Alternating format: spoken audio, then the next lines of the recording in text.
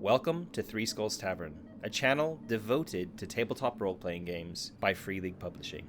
This show is sponsored by WorldMill, online server hosting for the Foundry Virtual Tabletop. To support the show, head over to patreon.com/MattK. For a minimum of $2 per month, you get access to a ton of extra content.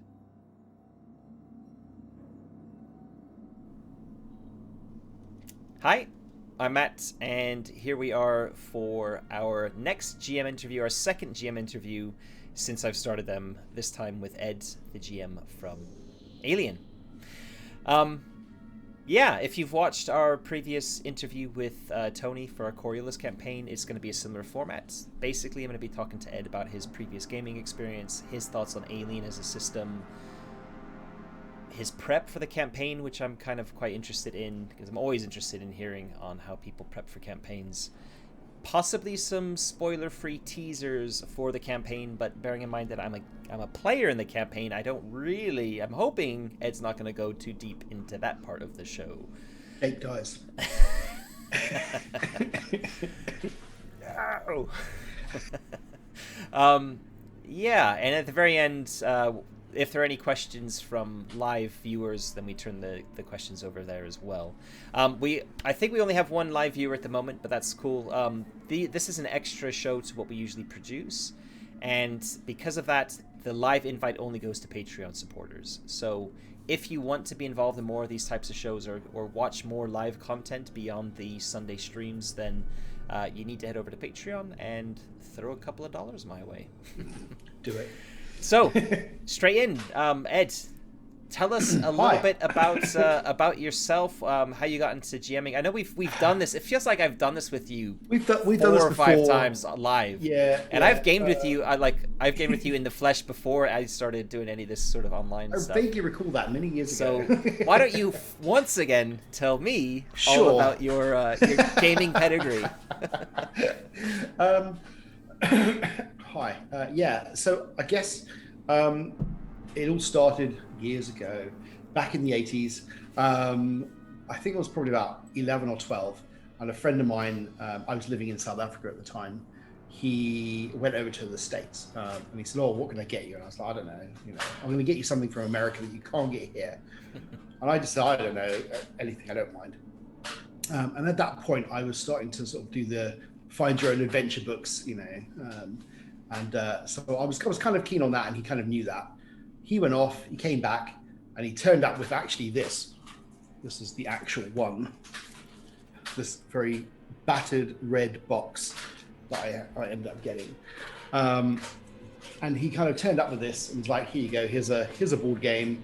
He didn't really know what it was, but it seems quite cool. You like games, Ed, so here you go. So I read it, was immediately sort of the thought of not having to flick through a book to decide what I was going to do. Was like, this is amazing. Book, yeah, exactly. It was kind of like, it's like a film, but you can do it. So I was immediately like, this is great. So we lived quite remotely, so it turns out that my dad became my first ever GM, which was great. So on a Sunday, we get together, the family, and my dad would GM, and we would play the red books, and he would create the adventures, and so that was amazing, and so that kind of lasted for a little bit. But then I quite quickly realized I wanted to do other stuff. There was more to do, and I kind of ended up going into advanced Dungeons and Dragons, played that for a while with some friends from school, and then very quickly after that I thought, well, there's got to be something more to just than running around with a sword and stuff and hitting things. And so I kind of ended up making my own little stories. I remember there was I did a mecha type thing. Mm-hmm. I remember I did a cop kind of thing with our friends at school during our lunch breaks and stuff. And it was me with a couple of dice, and then basically making stuff up as they went along. And quite quickly I kind of outgrew that. And I remember when I was sort of about 16, I went to a convention. I met these kind of grown-up people, these adults that were playing these games, and I was like, this is a bit weird. What are these? Why are adults playing these games? That seems a bit strange. But they kind of introduced me to everything that wasn't Dungeons and Dragons. And I knew there was a role playing shop. And I guess the first time I bought my own kind of role playing book, which I have here as well, um, which I thought I'd just do a bit of prep for you, was this lovely thing. Oh, yeah. And I instantly fell in love with this. Who doesn't like cyberpunk with D&D? Me. Yeah, but you've never played my Shadowrun. No, I've never played any Shadowrun. No. So I immediately thought, this is amazing. It was a completely different system. It was a completely different, and I just immediately fell in love with it. And that kind of I think hooked me from then on into gaming. And I've done that ever since. It's been the constant thing in my life, regardless of what's been going on. And I very quickly, I just loved everything about it. I loved the kind of being able to, as a GM, I guess, I was pretty much a GM, barring sort of when I was really young, and my dad was my GM. I pretty much was the person that was it's always the way. There's always one person in the group that you play with your friends. Oh, you do it, Ed. You'll be fine. And I was yeah, that's fine. I really enjoyed kind of reading the books, trying to understand the rules, and then trying to bring the world that they kind of had alive. I think that was my favorite thing. And then, and I think to this day, the thing I really enjoy about GMing is enjoying what the players are doing. So very quickly, if I can see the players are enjoying the game and they're really kind of having a blast, regardless of what the genre is or the rules or whatever. Yeah. And I guess for me, I really like it when the players do things you don't expect, which when you get into, I don't know if you found this, Matt, when you get into sort of a long-term group, you generally know, Matt's going to play and Ralph's going to play this, and Bob's going to play that, or whatever it might be. And you know that generally that's the kind of player or characters they're going to play, regardless of the genre. It's always going to be, he's going to be the face, he's going to be the fighter / whatever it might be. And so it was really nice to then kind of get to deal with other people and other groups. And so I think that when was this? How long ago was this? So this was been in 2010, maybe 2009 actually. I think it was 2011 for me. Maybe 2000. Maybe in 2007 actually. It was 2007 when I set up. Right. So I moved from where I was living in London to Bristol, or just outside Bristol. And I didn't know anyone. I had no kind of connections. I moved with my other half at the time. And I just thought, I need to do something. I had a look around and there just wasn't really anything around. So I set up a meetup group.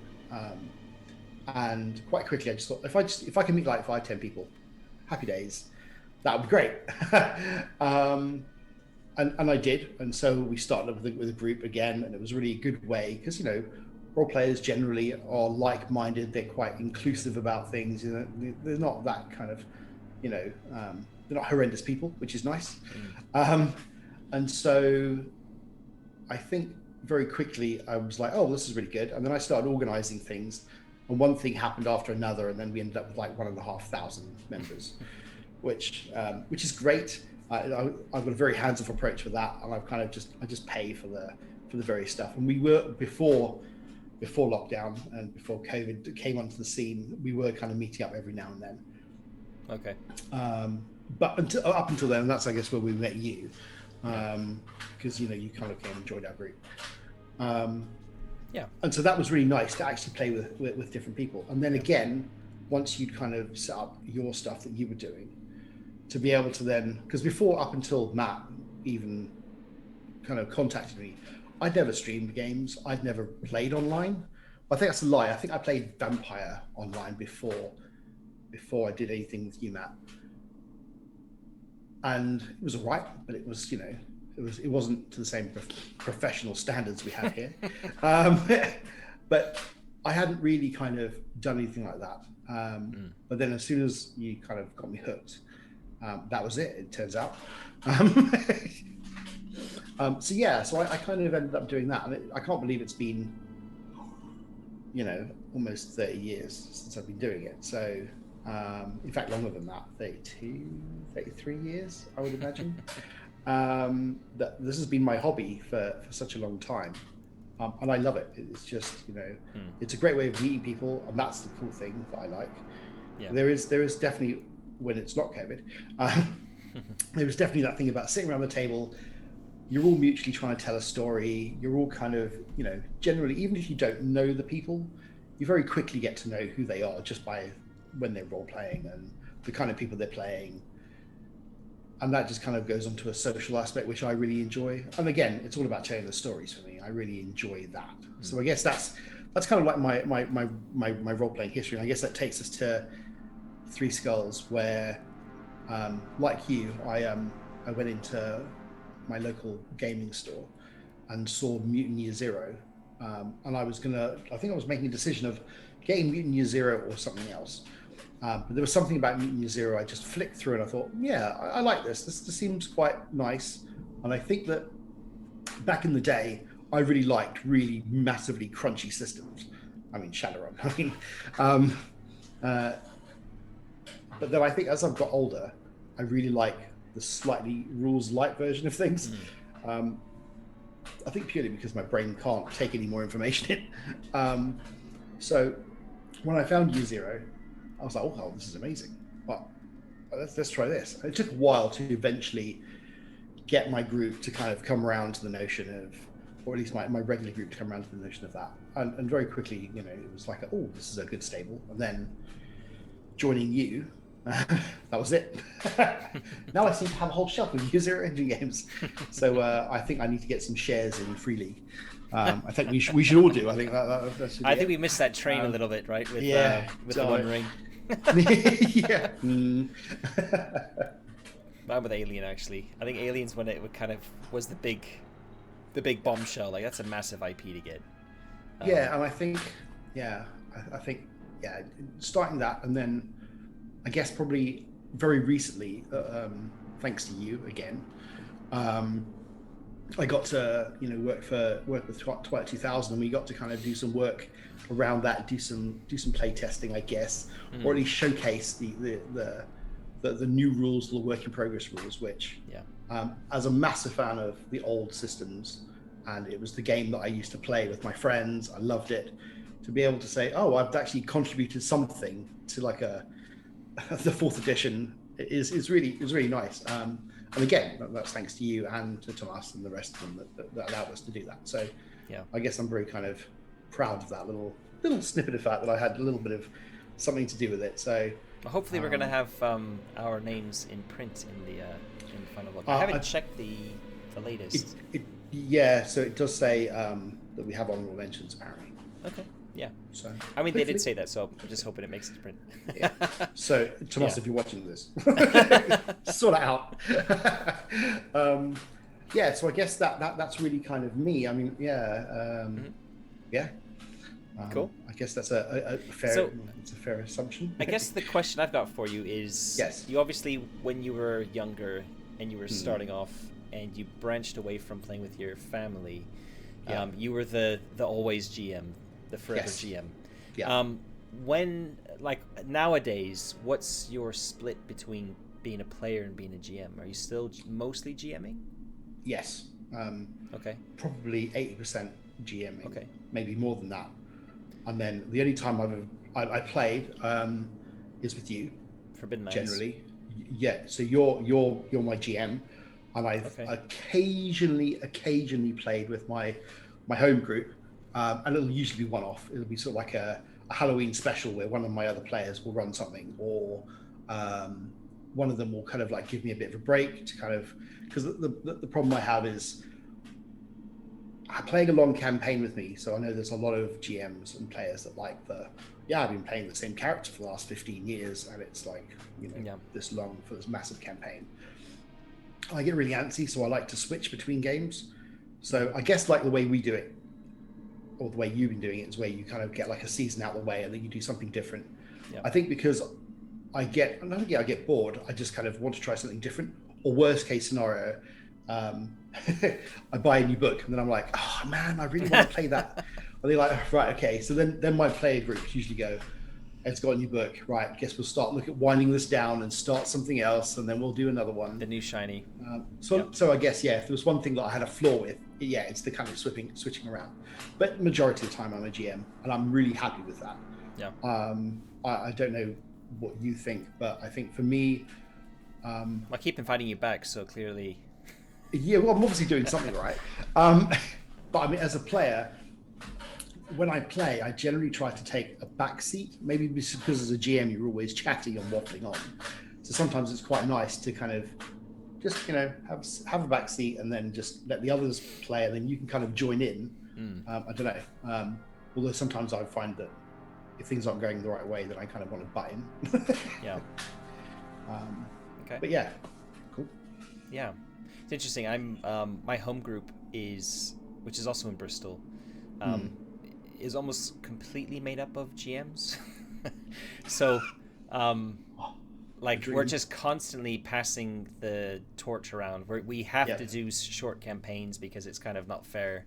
Everyone has an idea for a game they want to play, and there's usually when one campaign is starting to run down, it's usually like 2 or 3 people who have an idea that are kind of keen to run it, and we kind of often vote to see which one we want to play next.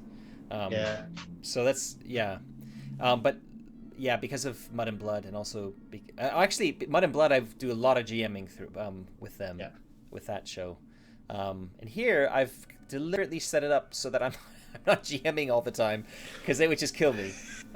Well, having to do all the technical stuff and GM at the same time would be a bit of a nightmare. Yeah. But I like you, I do really love GMing. I probably like GMing more than I like playing because I find I have to really consciously switch off the GM side of my brain, if you can call it like that sort of thing. Yeah. But, no, I get that. Yeah. Cool. Yep. So let's switch gears slightly and talk about Alien a little bit, and I guess let's not jump straight in and talk about the mechanics and stuff. Let's talk about your prep going in. So let's talk about your experiences with Alien as a game before the campaign started. Had you played it or run it before? Sure. And then what you did to kind of prep for the campaign.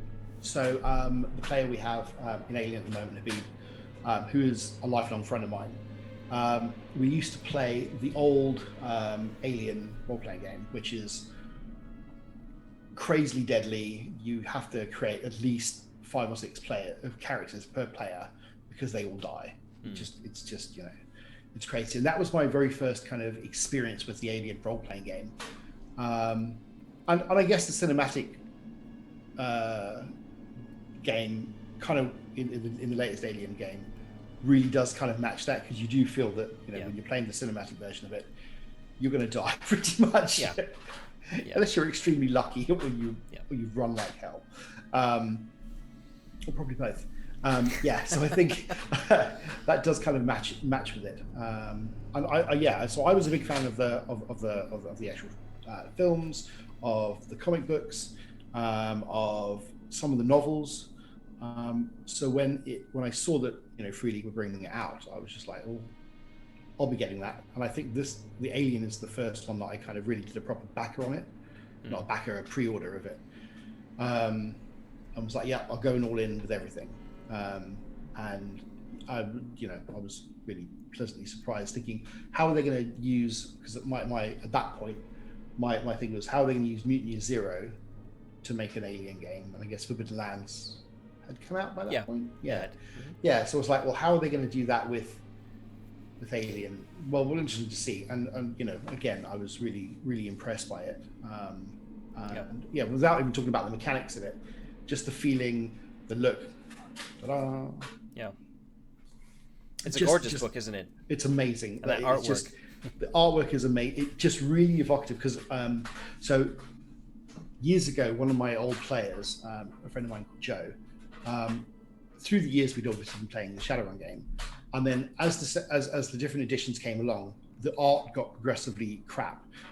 It started off really, really 80s-tastic, which was fine because we had Cyberpunk and all the rest of it, and that was fine. But it just got a bit dull, and then you didn't get pictures of guns or armor or whatever the kit was that you needed to get, and that really kind of detracted from the game.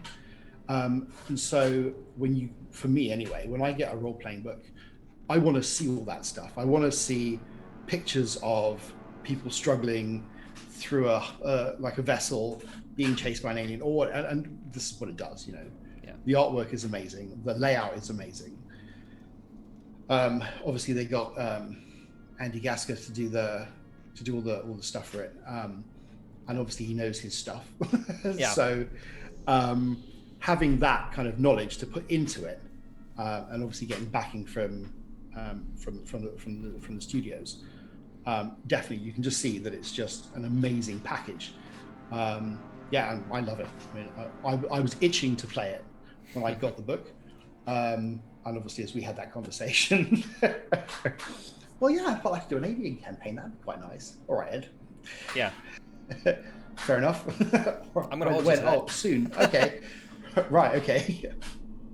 Yeah. So I mean, that was my thought with the alien, and because we had a conversation about the type of game you'd like to see, because people are already doing space truckers and colonial marines. What would just the colony kind of thing be like? The kind of bog standard people. Yeah. And how would they react without being specialized fighters or all this kind of stuff, the things we've seen before. Well, it also highlights a different part of the setting as well, which you don't get from the space truckers or the colonial marines, which is life within the corporations, right? The megacorp. Yeah. Because the colonies are affiliated with a megacorp. Or what are they called in the setting? I can't remember. No, they're corporations. Corporations. They're corps. Yeah. So. And so there is like a kind of dare I say, Blade Runner kind of feel to sort of a lot of. I mean, if you look at some of the pictures, and obviously they've all said that it's potentially linked between Alien and Blade Runner and all the rest of it. If you listen to all that kind of stuff. Not officially, but yeah. No, not officially. But yeah, if you kind of listen to all that kind of gump online and stuff. But there's definitely a feel to it that kind of evokes that. And I guess for me with this one, I wanted to. We decided on how we would get around to that, but we can discuss that. And I just thought, it'd be really nice to kind of show that side of thing, the generic stuff. And I think that a lot of the shows, if you really kind of look at it, they do a lot of world building. I mean, as much as with Prometheus, for example, I know a lot of people weren't happy with it as a film. But when you look at the amount of history and background they put into the ship, the logos, you look at all the extras, just the cans of beer, or even from like Alien and all the rest of it, that just hints about what life is like outside of that little bit. And so it was really nice to kind of think, oh yeah, what can I do? How can I show that? And I guess that was my thought anyway. So yeah, I'm rambling. No, it's all good. It's all good. Yeah. So once we'd kind of had a chat behind the scenes and discussed running a campaign and discussed the sort of, I guess, theme of the campaign being called colonial. Why don't you walk us through more of the practical side of how you prepped for that? Like, how did we end up with New Alaska? Yeah, for example. So, interestingly, I really do enjoy stories set in sort of like the snow. I think there is something about the whiteness of snow, even if it's in sort of like if I'm running a different game, when you set things in winter, there's sort of like the visuals, I guess, change, because you suddenly got all this white landscape. That anything that happens, if someone gets shot or if someone gets hurt, you've got blood on the snow, you've got dirt on the snow, you've got wreckage on the snow, all this kind of stuff. And that for me, I can really kind of see it. If I shut my eyes and I think about it, I'm like, oh yeah, I can really see myself there. And so I kind of hope that that's something I can get across. But that's something I was really kind of hoping for. Then what we did was we sat down, and in the back of the book there's a world generator, there's a planet generator, there's a colony generator. And so what we did is we just looked at that, and everyone just had a chance to make a roll, and it just by luck more than anything else, we ended up with this frigid, cold world. And I was inwardly going, yes, that's what we want to see. And we as players were going, oh, cool, as well. So it was a win for all of us. and because you all got a point to actually create everything that happens is down to you lot as the group to kind of go, well, actually, this is your setting, this is what you put up, this is the kind of corporation you wanted, this is so everything was, I guess, randomly generated is the best way to describe it. And I love that, because it meant that all of a sudden I very quickly had to go, right, who's the Sci-Fi National again? So I had to quickly go through everything, look at all the information, did a load of research on, what high G is and what the pressure is that on people. And for me, it was quite nice to kind of just go on a bit of a tangent. What kind of rare earth minerals would someone be mining in this place, and why would they be doing that? And what are they doing in this facility, and why are they in this arse end of space? Yeah. In fact, why do all these corporations go to the arse end of space to mine or to do whatever they're going to do? So that was quite nice. So I think initially we had those randomly generated worlds and colonies and stuff, and then from there I could then start, right, okay, now I need to start thinking of some plot lines. What we're going to do, why are we going to do this, what are the players going to do, because we hadn't obviously generated characters by that point. That's right. But we kind of got an idea of the sorts of things that were happening. I think then we said, right, so then I went away and I created the facility, and I created the people that are in the facility. I've got some of my notes here, which I'm happy to share. It's on paper. Yeah, I'm terrible at doing all this digital malarkey. So I literally just did a little kind of like thing here. It was just literally the Sci-Fi National, and then who's in the facility, who's running the facility, what are the different sort of like branches that are in the facility, how many people are in the facility. Now we'd already rolled that to determine how many people would actually be there. That's more deciding like how they fit in with the corporate structure. How do they fit in? Yeah, and then we also rolled for who were the not factors, who were the factions, who were the factions that were actually there. So and we rolled scientific and other, and they were competing factions. As to why were they competing, we don't know. There was none of that was kind of like formulated, so I had to kind of come up with this. Well, what do they do? So using the information I know about LaSalle, why are they here? What are they doing? Where are they going? And then, but I don't want my players to be part of that faction. I want them to be part of the other faction. And then I quickly decided, okay, so they're going to be mining. It's going to be something new. So that's the friction. We're the scientists. We've been here for ages. Now we've got these other new people that are coming in, the new faction. I think the faction was newcomers, I think, rather than others. Yes, that sounds familiar. Yeah, and so you suddenly went from these scientific types that had everything ordered and stuff, and then all of a sudden you get these roughnecks turning up. Ray, let's get pissed on the weekend and all the usual sort of stuff. What are you doing here? Why are you messing with our stuff? So that kind of gave us the factors and the factions, and then I decided, well, what do you want to play? You've got mining, you've got exploration, and then you all decided, actually, just quite organically, you're like, oh, it'd be quite nice to play something like that. There was a kind of like, well, we could be a scientist, but actually, how are we going to set that into the newcomers? Well, we could be a geologist, or we could be a mineral expert, or whatever it might be. And I think that we just slowly, you guys, I didn't do anything. You lot just decided to go on this kind of, oh yeah, explorers, that seems like a good thing. And I think for me that was like, oh well, that's good, because it means that you're not sort of like, in a way I didn't mind if you were going to play miners, because then we'd just be sort of like doing the, right, congratulations, you're working 10-hour shifts, very much like Outland with Sean Connery. That's the kind of like feel of the miners. They're every day, they're kind of doing their thing, they're working really hard. They're working for a corporation in the middle of nowhere.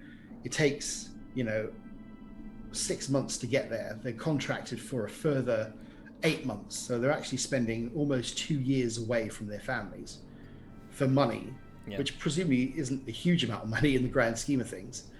And so then I started getting all these kind of visions about what that would be like. What's the lifestyle of them? And I guess yeah, so then we started kind of like coming up with that. So that's my brain started worrying about, oh, what do we got? Where are we going to go? Do we start there? Do we not? And I think that because we were already messaging on Discord, that kind of gave me the idea to start you all off getting to the planet fresh, like you'd never been there before, and allow you to, I guess, understand who are all these power players or who are all these NPCs in the facility. And you can do as little or as much interaction with them if you want, with the thought to, I've got a story I could tell over one season, or 1, 10, 12, however many episodes we end up having. But equally, is there a place where we can stop?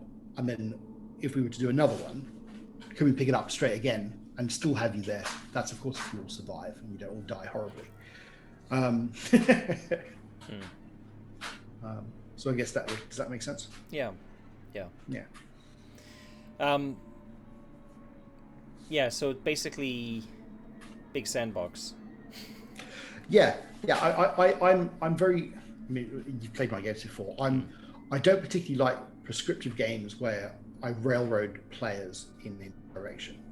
I really like the freedom that you have. Literally, this entire world, I will let you make the decisions about where you want to go. I think that's quite freeing because as a player, I know that I really dislike being railroaded. And I like the sandbox way of doing things. Just because I think that for me, as I said before, as a GM, I really like to be kept on my toes. I really like it when my players do something completely out of the ordinary. You know, oh, here's the guy that you need to rescue. I shoot him. Right, okay. Now what do we do? So then suddenly my brain has to whir while you're all kind of playing. I'm having to kind of figure out, right, okay, so now where do we need to go to move the story forward? Oh, shit, the bastards, what have they done now? Ah, son of a bitch. But I enjoy that, weirdly. I don't know why. It's like an improv thing, isn't it? It's like the enjoyable. I love this. I'm exactly the same. I really like that. I like sandbox running sandbox games, and who knows when your player characters are going to kill other player characters? You know. So I think maybe that satisfaction of maybe like there's a way of GMing a traditional adventure that maybe you've written that's on rails or semi on rails. Yeah, and there's some satisfaction in seeing that unfold and how the players interact with it. But there's another type of satisfaction that comes with being able to kind of watch your story being taken by other people and taken in ways that you could never imagine. And that's gonna happen anyway, right? They're gonna do that regardless, because even if you've got like, you know, a main story. I mean, years ago I ran Pathfinder game, Rise of the Rune Lords, I think it was. I've heard of it. Yeah, wasn't really. It's like the very first big sort of like adventure path. 6-part adventure path. And I was like, well, I don't mind it. It's okay. It's, you know, it's a bit of D&D-ish, but I don't mind running it. I was quite happy to do that. And obviously the players just went off on a completely different tangent, which has nothing to do with the actual story in any way, shape, or form. So I went with it. And then a couple of years later, one of the players came back to me and said, oh, I was looking for that bit in the adventure where we did X, Y, or Z. But there wasn't anything in the adventure book. And I said, well, no, I just made that up as I went along. I literally just off the top of my head threw some, I mean, you know what it's like. You throw like an NPC out at players and they grasp it with like the entire arms of everything. And they're like, right, so this is a major character. And you've got literally... You're like, I just literally made that up.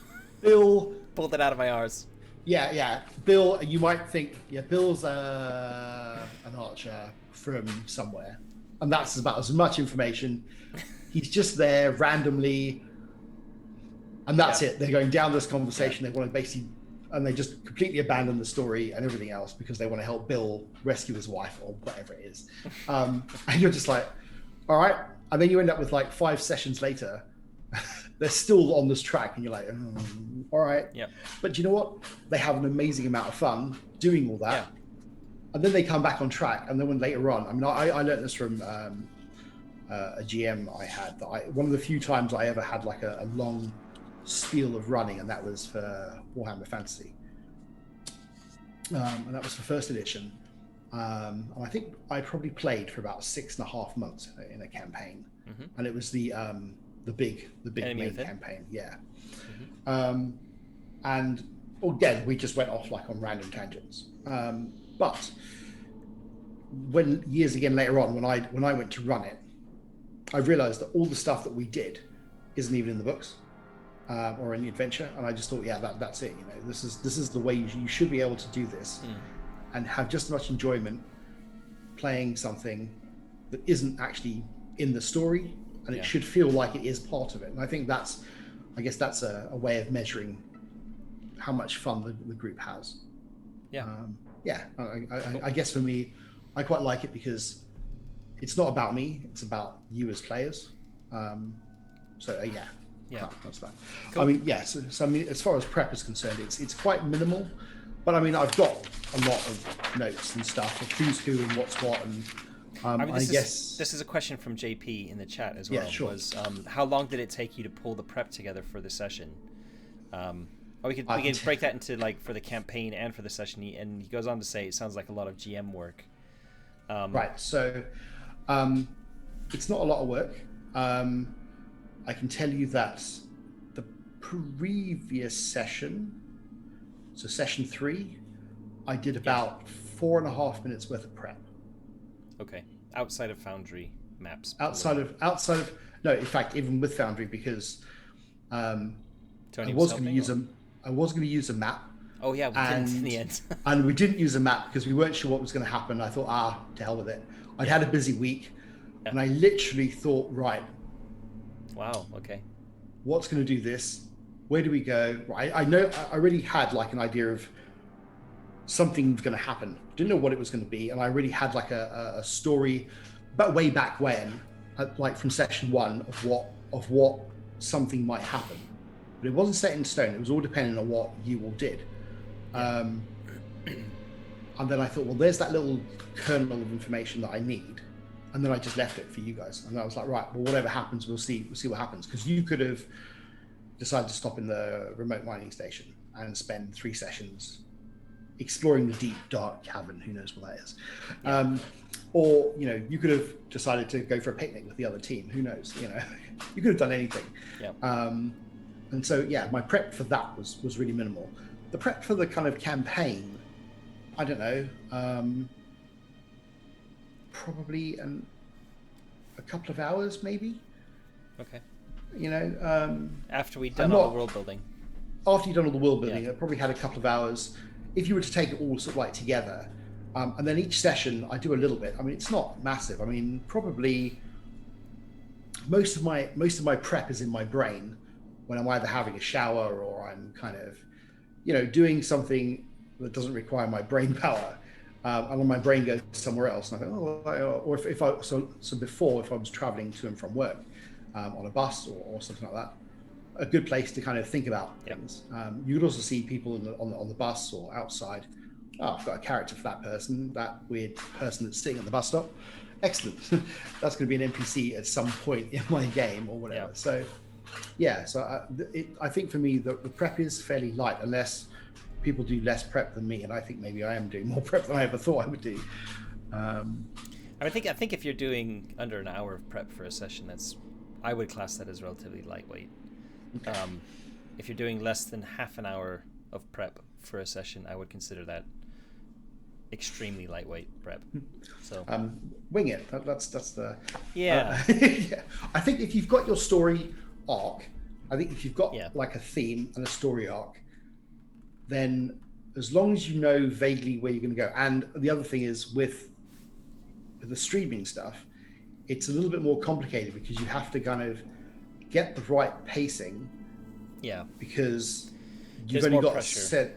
Because I mean, I was talking to Habib actually about this, and Habib, as you saw in the previous session, he will happily waffle if we were at a table for an hour about the servo mechanical arms that use in the snowcat because of a type of material that uses a such, and he'll just talk a load of nonsense. But it's great because it's all world building. But when you're sort of like doing 2 hours, it's that kind of right. Well, we need to move it along a little. because I'm sure a load of viewers don't want, I'm sure, I know some people might want to listen to a beam chat for 2 hours. No one does anything.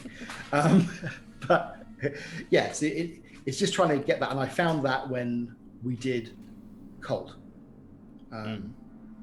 way back. And that was, I guess, a baptism of fire. But I quite liked the constraints it put me on. Yeah. The focus, the constraint, right. Yeah.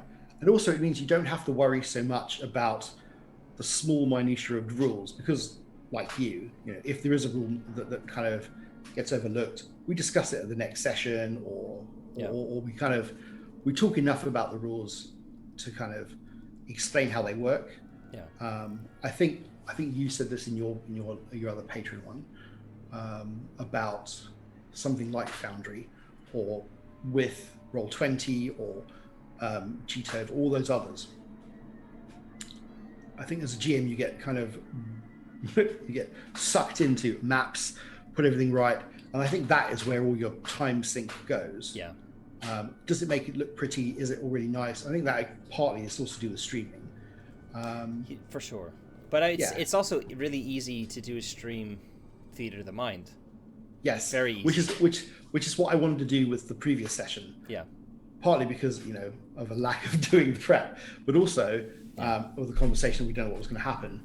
And I really like that, because I think it does kind of lend that, because otherwise you end up doing the old kind of, right, my turn, I can move this many meters, it doesn't really kind of feel right.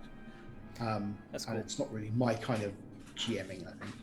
It sounds like you probably did it sounds like you did less prep than I did, but similar type of prep to what I did for my Mud and Blood Coriolis game that I ran, which was also, I tried to make it sandboxy, and I did most of my prep up front for the campaign, and then it was literally, it just had a big cast of characters I could pull out of my hat, out of my notes. And that was really nice, because it's like, well, the players can kind of do whatever they want. I've got these planets populated. I've got some events happening on the planets when they come across them. I've got random things that are going to happen. Yeah. Same thing with me. So I know there's some stuff that I want to happen. Yeah. When it happens or how it happens will depend on where we are and the pacing and everything else. So again, with the last session, with so you've done all the stuff you've done. Yeah.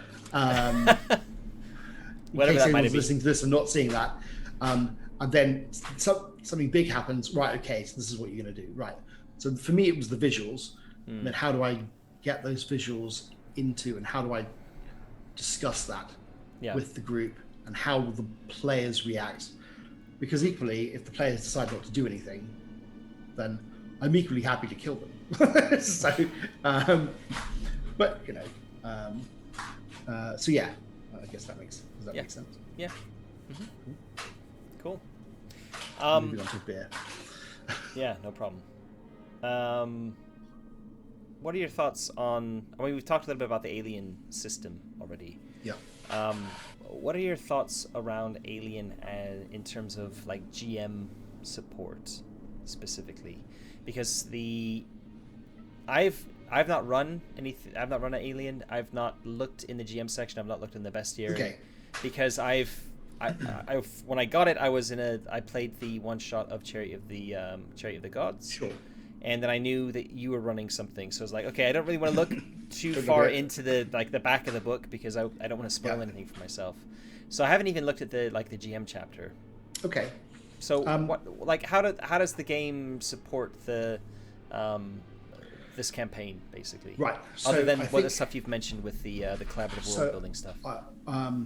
Sorry, Freely. Please don't send the xenomorphs after me. So I think for the campaign play, it's okay. It gives enough information that you can build on it. And the thing I really like is the random tables at the back about the generation of that, but it also generates missions, or it generates events. It's really helpful for the things like the xenomorphs. It explains things. So if you've never actually seen Alien or Aliens or anything like that, it kind of tells you a bit about them, about the history. It kind of obviously goes into the history for the Prometheus stuff with the other alien engineers, that kind of thing. Again, I think it's possible that some people might have only seen the first film or the second film, and right, maybe okay. a long time ago, because they're a bit older now, and maybe Yeah. that kind of background stuff. I would be sure a lot of people might not necessarily know. Yeah, so I think if you've never seen the films, say you've never seen anything to do with Alien, it does really give you a good Okay. understanding of the world, the system, because it gives you a lot of planets in the background. So in the back, there's a lot of the main planets, which I think come from some of the books, some of the comics, and there's little Easter eggs in there if you've read any of those. Okay. But I think it really cinematic mode is where it's kind of, at the time the book was written, was really kind of aimed towards that, and I kind of get that because as we've seen with the campaign play, you can't have xenomorphs everywhere, you can't have facehuggers everywhere. So what does it do? And so it is a generic, almost hard sci-fi setting. And so it does that well enough, but I think there needs to be a book that's going to do that. And obviously they've done the Colonial Marines, there's going to be the Colonial Marines book coming out. And I think it'd be really interesting if they've done the same quality of work in this with the others, then that would be amazing. I mean, they are planning to do a separate campaign book for every mode of play. So we'll get it space truckers and a colonial source book for campaign play. So so I think once that comes out, that'll definitely add to it. I mean, for me, what I think they've done really well, and I think obviously they've got that from Forbidden Lands. So in the back, they've obviously all the different aliens and creatures that are out there. But the thing I really like about it is, from a GM point of view, I like the fact that the attacks are random. So you make a random roll, like the monster attacks from Forbidden Lands. The monster attacks from Forbidden Lands. And I think for me, that's really nice because it kind of does give you this. Because as a GM, obviously, it's all very well, androids or humans or that kind of stuff, or people attacking other people. There's a kind of almost like you understand how someone's going to react. If you're going to shoot at someone's going to look for cover, that kind of thing. With aliens, they're not human. They have a completely different way of thinking. So I think having that randomness to how they attack really helps. And I know we did that little one shot. And so when you roll when the alien grabs someone and pulls them away and just drops them at the feet and then runs off, why do they do that? Why didn't they kill the person? What's happening there? It kind of adds that extra level of fear, I think. Yeah, it's the uncanny valley type of thing, isn't it? Where it's like, you expect a monster absolutely. to just like rip somebody in half, and when they don't, it's like, well, why not? Well, what's happening? That's possibly worse. Yeah, exactly. Why are they saving me? I mean, we know why. We know why. So I think they do that really well, and I think that because everything is so nicely laid out, it's easy to find things. It's not like, is it here? Is it not here? Where am I going to go? So I think that if you were to read it, the thing you'd really get is an understanding of the core worlds and how all that works and what different planets are around. So they give you a lot. Well, they give you enough as a GM to build on and then go on to something else. I think we just randomly did, So for the LaSalle binational stuff, there's enough in the book, and then I went online, and obviously there's a lot more information online that's not in the book, but it's still more or less there. It's just kind of extrapolated to whatever else. So I think as far as GM support is concerned, it's there. I would like to see a little bit more, but I appreciate. This is a big book as it is. They can only put so much stuff in it. But I think. It's the same good quality that they have for a lot of their games. So, I think the support is definitely there. That's cool. Cool. How about the campaign's direction and teasers? Right. Well, I can specifically ask about one because it's already kind of been foreshadowed slightly, which are the ice worms. but Yes. obviously don't spoil anything story wise. No. It's the big caveat because I'm playing. But Yeah. yeah, what can you Well, tell us? Like, what can I as a player look forward to? so I guess ultimately the thing that I wanted to get across is, because you're not space truckers, because you're not colonial marines, you're doing this work for money. That's essentially what you're all doing it for. You're here for whatever reason, but it is ultimately to earn money so you can give it back to your family and all the rest of it. And so you're doing a day job that I want to get across. So, yes, you're trying to save people. Yes, you're trying to explore something, but ultimately it's going to be about the human interaction amongst. So that's the core of this is going to be not, it's a gribbly kind of alien or whatever. It's about how people interact with each other. And I guess I read somewhere, where was that? So I read somewhere where I think it was from a film, and they were talking about, I think it was a sci-fi film about the characters interacting with the gribbly thing, whatever the gribbly thing was. But actually, that wasn't the horror side of things. Yes, that was a nasty space creature or whatever. The horror thing is what other people do to other people, like pushing people out the airlock or hiding behind another character, or those Sounds a bit sorts like of things. Lovecraft Country a little bit.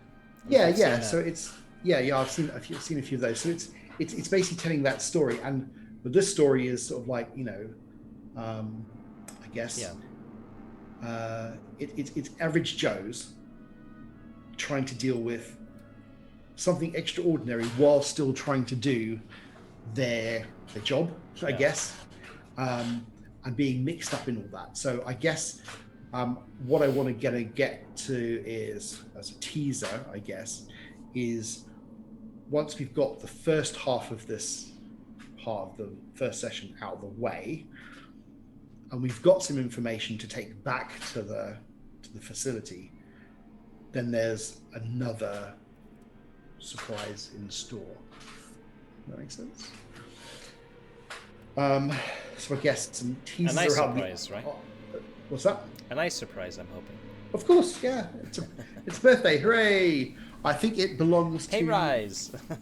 I think it's Frank Lee's 30th year or something, if I remember correctly. So it's woohoo anniversary. No, the ice worms actually. I was thinking about. There's a lion worm as a creature, which is in the main book. Oh, okay. And I was like, right, okay, so one of the things that they mentioned is, and I looked at there was a couple of TV shows I watched as well, that there are some things that kind of they extrapolate would be similar from one planet to another potentially. What really set it off is that Harry was talking about like ice worms. I think we were having a conversation on Discord about the real ice worms that actually exist in real life, and they are the little kind of like 4 or 5 millimeter worms that actually exist in glacial ice. It was like, what? And so a lot of the stuff I've done, or the sort of things I've done that will kind of show up in the stories, especially for things like this, is real world stuff that's been extrapolated for a sci-fi. Yeah. And so I really like that. And so I kind of put that together. So yeah, there is something there, and we foreshadowed. I'm sure that'll be fun later on. As much as everyone says, when are you going to get the facehuggers out? They should be saying, when are we going to get the ice worms out? I'll take full credit for the ice worms as well. I was reading. I had just finished rereading Dune, and I made some comment in the Discord about a flippant comment about because we were talking about how the whole surface was covered with snow, and I made some comment about like, oh, it's kind of basically like Arrakis, but just with snow instead of sand. Yeah. And mentioned something about ice worms instead of sandworms. Then you were like, oh yeah, I like that idea. And I was like, shit. So as if this high G planet isn't going to be hard enough to survive it anyway. Well, so I thought about that, and the one thing I've always said to all my players, please, by all means, give me great ideas because I'll use them. Oh yeah. No idea, Yeah. I think we were joking before about someone saying, "Oh, it'd be really nice if we could fight a dragon." Yeah, that seems like a good plan. Shut up, everyone! Shut up! Stop saying stuff. No, it was like, okay, excellent. A dragon appears. What? And I think, yeah, I need to look at what. But I think, yeah, I mean, it's that kind of thing of because you and the rest, I guess, the players in the games come up with these ideas. So when things like that happen, I think it just adds that little bit of extra fun because you were the ones that have kind of come up with that. And that because then you can go, remember we discussed that? Oh, God, I think it's the whole package. Like we rolled for high gravity, we rolled for it being an ice planet. The whole thing feels like some random rolls that we each made, like taking turns, is coming to life. So yeah, I mean, even if the ice worms weren't there, it still would have that feeling to me as a player, anyway. So yeah. I think, and that I guess is my ultimate hope is that, when we play the sessions and we describe things or we look at it, you can kind of shut your eyes because I always like this. I do this a lot in your games, which I'm sure or anyone who's ever watched me play streaming. If you talk about things or you describe things, I as the player want to imagine what it's like. So I'll be like, if you say, "Oh, there's this large," I think when in the Forbidden Lands we had that thing right at the very last session, and it was like, and it does this, and I was like, oh, and I was actually looking up at nothing. But I think for me, it kind of like I try and imagine myself there, and if you paint a good enough picture of what it is, even if it's just like, it doesn't have to be sort of like massively detailed, sort of like Anne Rice kind of thing. You walk into the room, the color of the paper was this, and the chairs were made of this. No, you come in, you see enough to kind of go, oh, right, okay, so now I can mentally image myself here. This is what I see. This is how I'm going to react to it. Then I kind of, me as a player, I get invested in my character so that when things do happen, for example, in your Forbidden Lands game, right at the very beginning where I lost my sword or whatever it was, I lost my bow and I ended up having to fight over someone. I love that because I could imagine myself fighting this lizard guy, fighting them. And when you described it, I think I was pretty much doing all this kind of thing. Because it puts me in the moment, and I kind of hope that my players or yourselves can kind of get that point, even if it's not a full-on map or anything like that. I think just getting the sense of it and being able to put yourself in that position, I think is my ultimate kind of goal in the game. And just to be able to come away from the session and go, do you know what, that was a great laugh, that was amazing, I really enjoyed that. I know it's a bit different for streaming because we have to kind of appeal to the masses. But yeah, so hopefully they will also pick up on that and they will enjoy it. So I guess hopefully, well, we'll soon find out because if you've got any problems, give me a shout.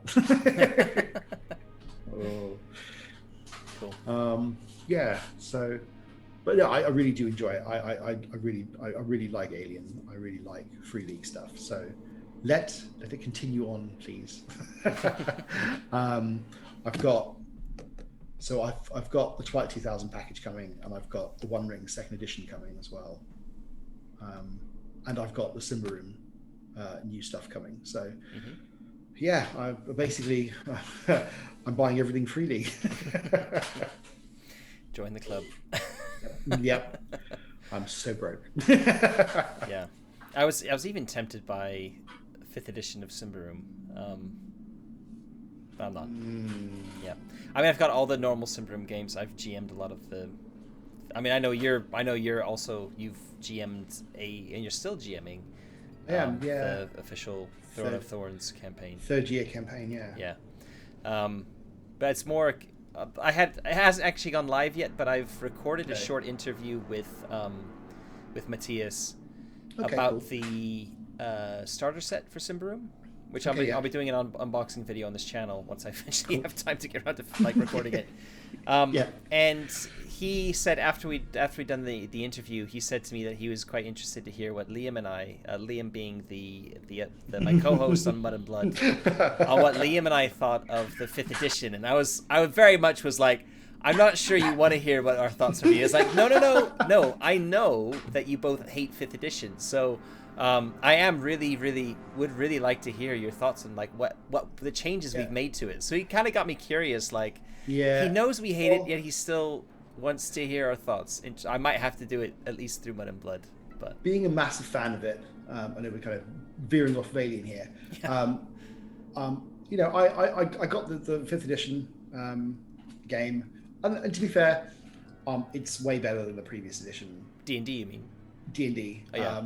To sort of like 3rd and 4th and all the rest of it. They've definitely done a lot better at it. And I think that I was talking to, was it Attila? Probably. I think so. I think it was. Over on one of the other Discord channels, regarding the 5th edition Symbaroum. And if they can make it look like, you know, and if they can make it feel, then I think it's really great for a lot of the players who only ever want to play D&D. They will get to experience, you know, Davokar and Ambria and all that kind of stuff. And, you know, while it's not really I don't really need it because I've got the rest of the stuff. I think it's a really good way of kind of introducing them to a new setting. And potentially they go, oh, right, okay, so this is the setting I've got for 5th edition. But this was the original version. Oh, okay, what's different? Why is that changed? And the original version is still being supported. Exactly. Because I think there's that idea that there's, you know, you often find like grognards from previous editions or you know, swear blindly. I'm thinking of Wolfrup, for example. You know, you got the 1st edition grognards who like hate all the newer editions, etc. And I think there's a lot of people think like, okay, I'm playing this edition of the game. Anybody playing a different edition, they're playing a previous one. But it's an interesting thing where there's I can hold my hand up for that. You know, I can hold my hand up for that on some systems. Oh, me too for Wolfrup. yeah. You're like, oh, how do they do that? Why would they do? Oh, the bastards! But you know, I guess that's what happens when you've been with something for such a long time. It's that whole kind of like, why would they change the system? It was perfectly good as it was. Why do they have to make something with stupid dice with weird little things on? I mean, you know, Star Wars, an example. Yeah. I'm not going to near something with some weird random little dice. No, I'm going to stick with my 300-year-old version of the original. But you know, but again, you can never. You know, my view is always give it a go. You never know.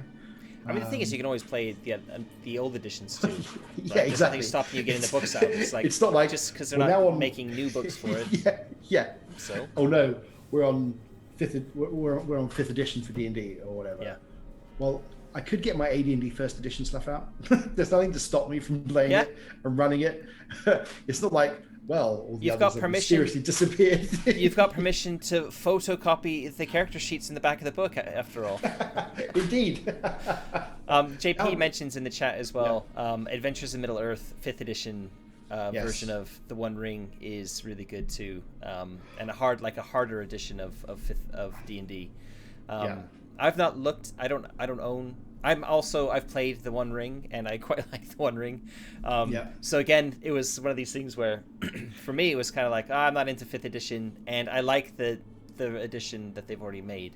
My brother is a massive 5th edition fan, and he bought into the Adventures in Middle-earth, and I've chatted to him about like the changes that were made to D&D and stuff, and it does kind of sound intriguing. Like, it does seem like they've done a pretty good job of. I mean, I would never have ever in a million years thought D&D was a good fit for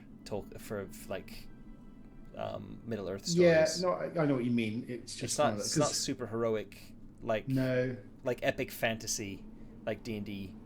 Really out of the box is what it's made to do. It's one of those things. Yeah, exactly. And I think like everything, it's got its place, and I think sometimes it's like you know, fast food, isn't it? Sometimes you don't really like that fast food, but you know what? Every now and then it's nice to just play something that's just doesn't require much in that kind of thing.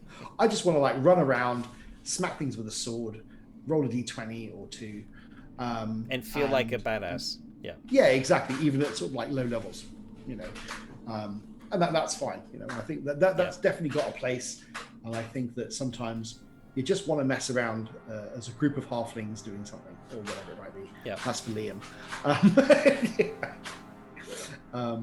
Yeah, so I think it does have its place. Absolutely. Now, thank you, JP, for broaching the subject of the One Ring, because Charlotte is planning a One Ring game on the channel, possibly starting September-ish, maybe. And Ed and I are going to be players in it. What? This is the first time we've actually played a game together as well. Rather than one of us being a GM and one of us being a player. It's true, actually. Yeah. So I'm really looking forward to God that knows too. what's going to happen with that. Poor old Charlotte. And I pitched the idea of us being a band of halflings, or hobbits. Hobbits. Oh yeah, sorry. Hey, Woofrup. I'm a big Tolkien fan. I'm up for it. So yeah. Anyway, but yeah, just a little teaser there. That I'm really looking forward to that, because our gaming relationship has always been one of us on like behind the screen, and I've never played with you as a player before, so I'm very much looking forward to that. Yeah, that'll be really nice, because it's always that kind of like, oh, okay, he's got to be doing that, or so I'm going to do this. I guess the good thing is, because we're all GMs, and I guess I don't really have that with my normal groups. Well, that's not true. I mean, I've got a couple of GMs, but it's never sort of like long-term kind of GMs. And one of my players, who is an exceptional GM, he's also a really exceptional player, because he knows when to just sit down and just let everybody else share the spotlight, and then comes up with his stuff. So I think, barring that, I mean, I've never kind of, like you said, I've never played with them, really. So it'd be really nice to sit down and actually play a game with you. It'd be really good. Yeah. And I'm looking forward to it. I mean, I can't wait for the books to come. I can't wait for the starter pack to turn up with the 30 extra things that come with it, or whatever it is. I'm just like giddy as a school kid. I'm like, yes, where is it here? So I think I've got like 3 months back to back where I'm going to get something through the post. I just can't wait. So I think one of the other things that I was going to chat about is that the frequency that I GM games and play games. So I've obviously got the stuff that I do with yourself, but I also run a game, one game every week on like a Tuesday. That's like our kind of like thing. And I've got two groups that I do that with, and then yourself. So every Tuesday, like you're running an alternate group? Yeah, an alternate group. So just the two. So one at the moment is Simbaroom, and the other one is Forbidden Lands, surprisingly enough. Which Harry is playing in that one with my other group. He's kind of like managed the Forbidden Lands one. The Forbidden Lands one, so he's managed to kind of get into my group, which is great, because it's nice to kind of bring him to the group that I'm playing with, who are desperate to get around a table. But it's like, no, tough luck. You're going to have to wait for a little bit longer. Because someone was saying to me, I think it was on Discord or it was on maybe Reddit, I think. They were asking how many times do I GM every day? Do I do it? And I was like, no. Unfortunately, I have this kind of like this life I have of looking after pets and the work I do, and everything else is all just kind of like, I can't do it every day. I wish I could. I mean, the ideal would be great, but I think that. I think that was fine when I was in my 20s. But that dratted like life and responsibility gets in the way. So I would love to, I'd love to be able to roleplay all the time. So at the moment it's just a couple of games, and then obviously the stuff with you on the Sunday, which I wish I could do more. I wish I was with say JP. I know you were in the Cyberpunk game that you were running. And I was really kind of like, oh no, I can't make it, damn it. Really wanted to. I'm a big fan of Cyberpunk. That's something else that I wanted to give it. Well, I'm sure there'll be time. Maybe I'll be able to play on a one-off or something. And I am so that's the planning thing, to run you know. it, play test it on and off, Yeah, at least for the next month or so. at some point. So Yeah, there might be another opportunity. Yeah. Yeah, so I mean, I would love guess to play with you as well. But yeah. So, anyway. so we'll put that in. But yeah, so I you know, yeah, I'm looking forward to whatever is next. I think that's for me. I'm sure my brain's thinking. So after Alien, what else can I run? I guess we've got a fair few number of free league games that I could do something with. That's of course if you want me back. Well, you're going to be a player in the One Ring, right? Yeah, so that'll keep me going until next year. Because I know you can't really commit to more than one campaign at a time on the channel, so that's got you going for when Alien finishes, and then when that's done, who knows? Yeah, we'll see. Play or run, or maybe I'll have a break. Who knows? But yeah, so it's good. Cool. Yeah. All right. It's also very strange doing an interview with you when we know each other really well. I know. Yeah. Yeah. And we've had chats like we meet up on Zoom on and off anyway, just to chat about rabbits. And so Ed has 4 rabbits, I have 4 rabbits, so we talk rabbits a lot as well. When I'm not working or GMing or anything like that, I help out with the rabbit rescue, and I've got rabbits of my own which have their own issues. So so it's it's full time apparently. So it is very odd having like an official interview with you, but I mean it's just a chat with a little bit of structure it's a behind nice it. Chat that people can look at. Yeah.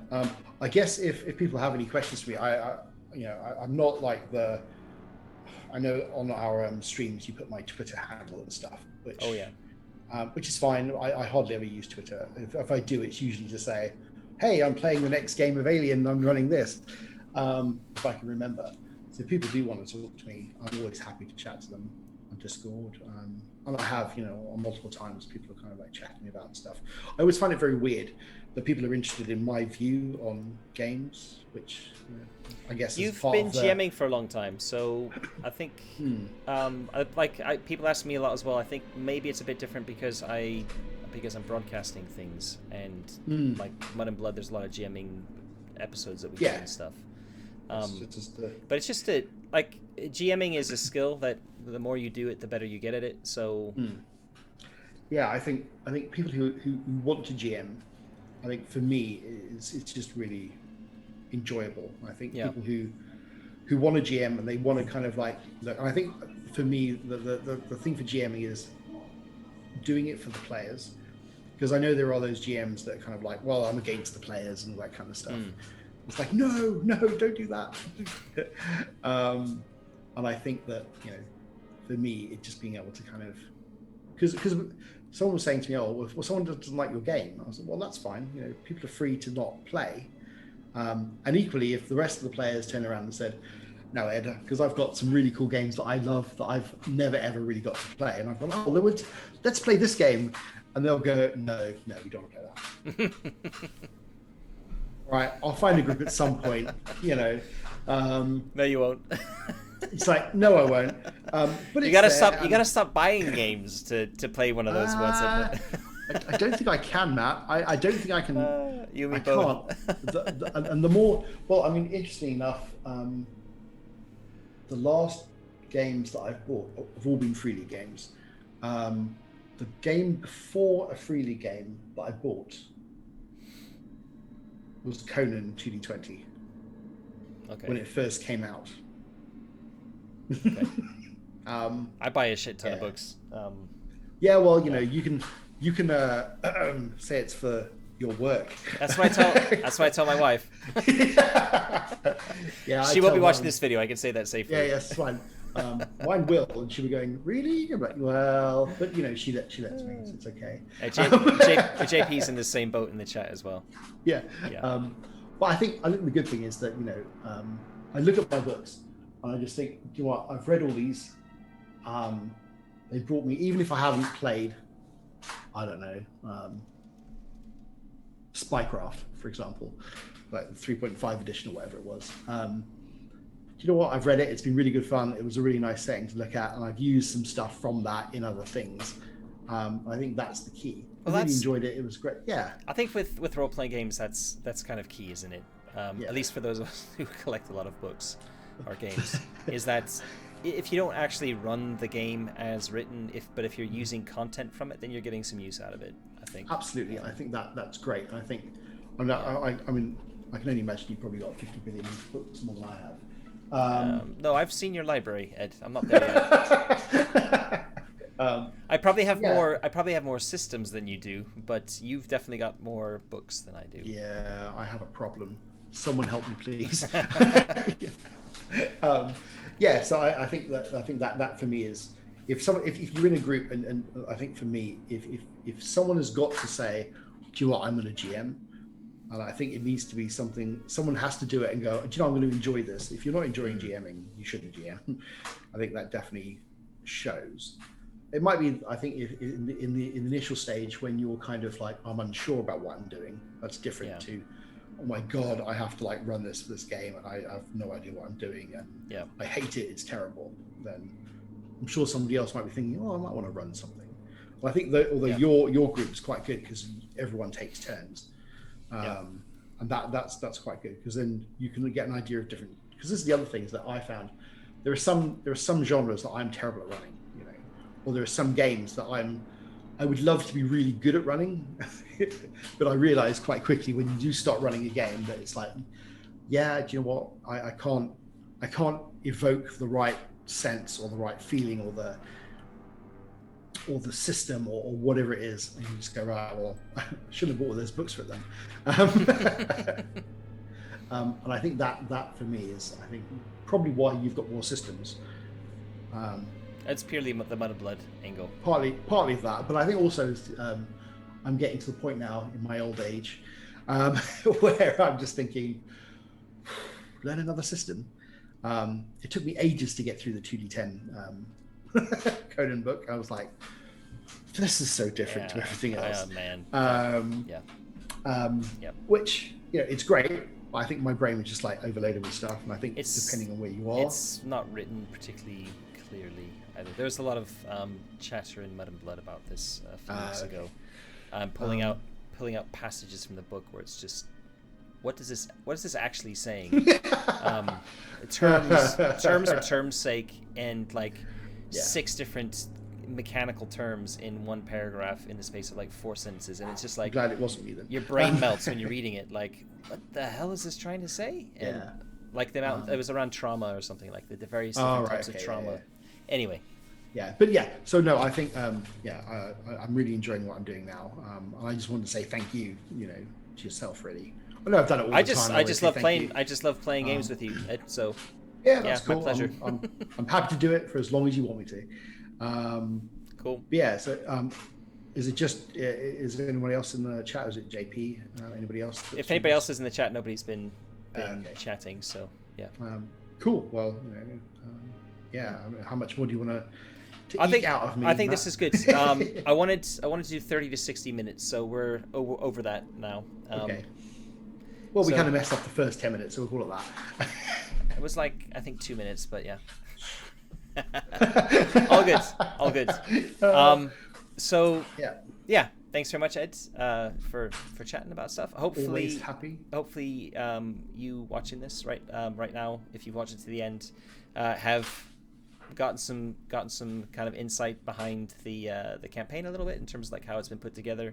Learned a little bit about Ed, and if you've got any questions, if you want to chat to us, the best place to do it is actually on Discord. If you look just below me down here, there's a link to Discord, 3skulls.tv/Discord.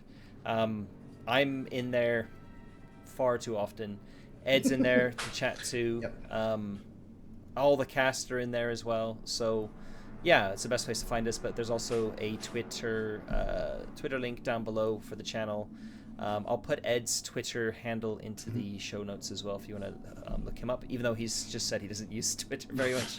Not as much, but I mean, if you do send me a message, I will respond. Yes. When I kind of go, oh yeah, I forgot I've got that.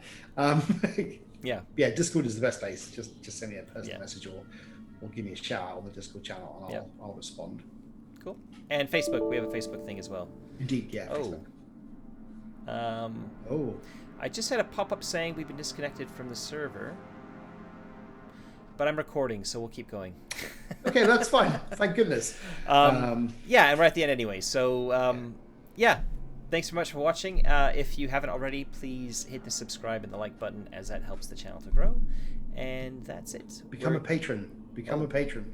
Yeah, there's a little link for the Patreon thing as well. So if you do like the show, I would love it if you'd at least take a look at what the Patreon thing is. It's not particularly expensive, and it's good motivation for me to keep the show running, and I do all sorts of stuff on there. So have a look, and well worth it. And that's me. He pays me to say that. Well, no. No, I don't. Yeah. So Amazing. that's us. Thanks very much, and Cheers, Matt. we'll catch you the next time. Yeah. Thanks again, Ed. All right. Cool. Cheers. Bye-bye.